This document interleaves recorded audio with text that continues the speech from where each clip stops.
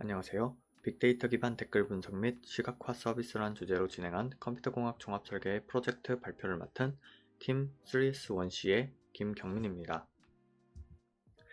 본 발표는 프로젝트를 시작하게 된 배경과 설정한 목표를 말씀드린 뒤 설계부터 구현까지의 과정, 그리고 결과물을 보여드린 순서로 진행됩니다. 그럼 지금부터 발표 시작하겠습니다.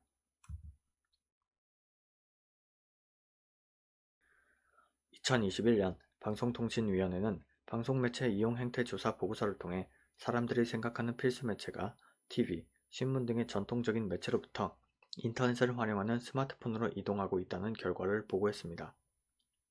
이 같은 인식을 반영하듯 뉴스 미디어의 이용 형태에서도 인터넷, 포털이 차지하는 비중이 전 연령대에서 높아지고 있다는 조사 결과가 한국언론진흥재단을 통해 발표되기도 했습니다. 포털을 통해 접하는 인터넷 뉴스와 TV, 라디오, 신문 등의 전통적인 뉴스 미디어와의 가장 큰 차이점 중 하나로 인터넷 뉴스는 댓글을 통해 사람들이 의견 수렴 기관의 도움 없이 자신의 의견을 자유롭게 표출할 수 있다는 점을 들 수 있는데요. 인터넷 뉴스 미디어에서의 댓글은 어떤 이슈에 대한 자유로운 의견을 직접 말하고 들을 수 있다는 점 덕분에 여론과 사회 현상의 분석, 소비자 분석의 자료로서 또는 네티즌 사이에서의 활발한 의견 공유의 창구로서 활용할 수 있습니다.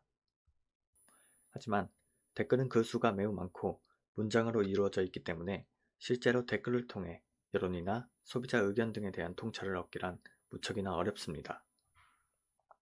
따라서 우리는 이번 프로젝트를 통해 이런 대량의 비정형화된 데이터를 정리해 한눈에 볼 수 있게 함으로써 댓글을 가치 있는 정보로 활용할 수 있게끔 하려고 했습니다.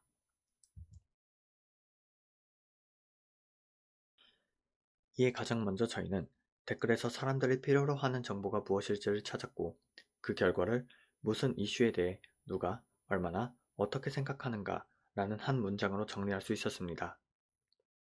따라서 위 문장에 있는 의문형 요소, 무엇을, 누가, 얼마나, 어떻게 각각에 대해 답할 수 있는 정보 추출을 목표로 데이터 분석 방법을 설정했습니다.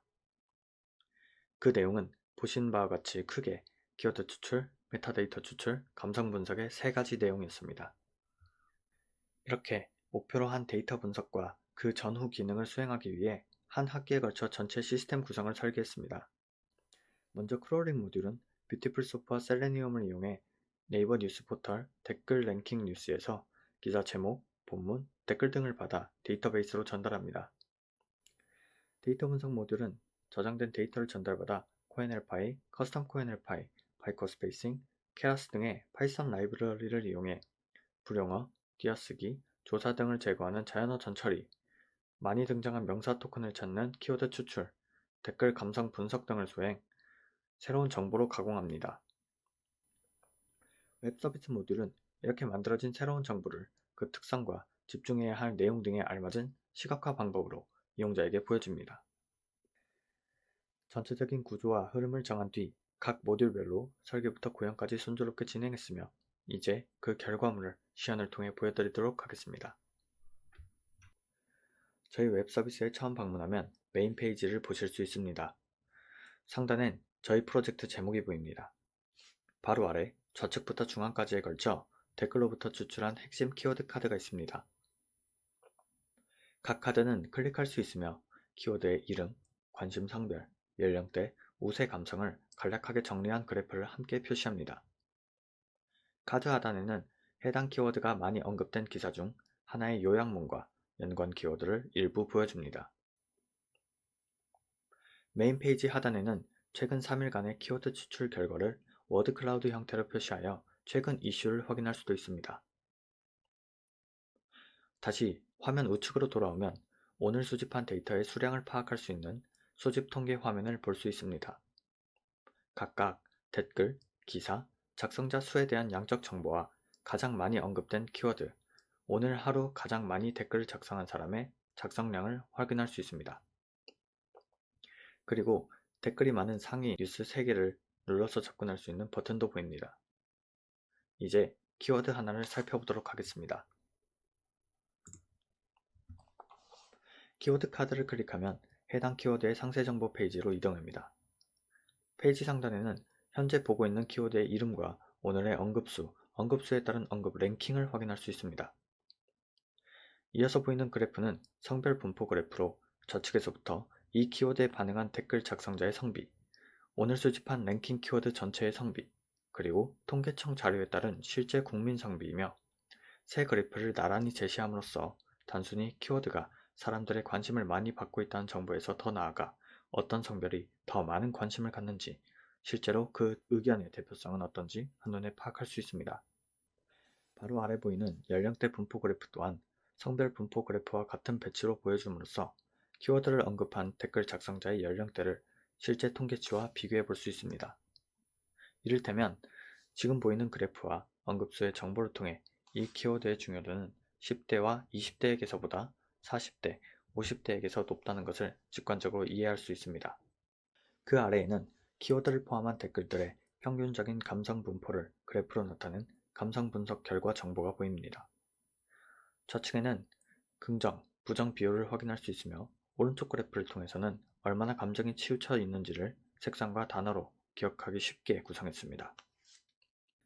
그 밑에 보이는 심층 감성 분석은 실험적인 아이디어로 추가해본 데이터 분석인데요. 수집된 뉴스 기사의 이모티콘 클릭수 그리고 그 비율에 따라 긍정, 부정의 이분법적인 감정 분석에 더해 소심, 경로, 환희, 자만심, 부러움과 같은 좀 더 구체적인 감정을 파악해보고자 했습니다. 심리학자 로버트 플루치크의 감정바퀴 이론을 모티프로 이런 감정의 이름과 조건을 구분했으며 영역 그래프와 함께 판정 결과를 보여줍니다. 또 이용자는 보고 있는 키워드와 함께 언급된 다른 연관 키워드들에 대한 정보를 워드 클라우드를 통해 파악할 수 있으며 연관도가 높은 키워드일수록 큰 폰트를 사용하기 때문에 키워드 간의 중요도 차이를 인식할 수 있습니다. 끝으로 페이지 하단에는 본 키워드가 많이 나온 실제 뉴스 기사로 이동할 수 있는 링크를 걸어두었습니다.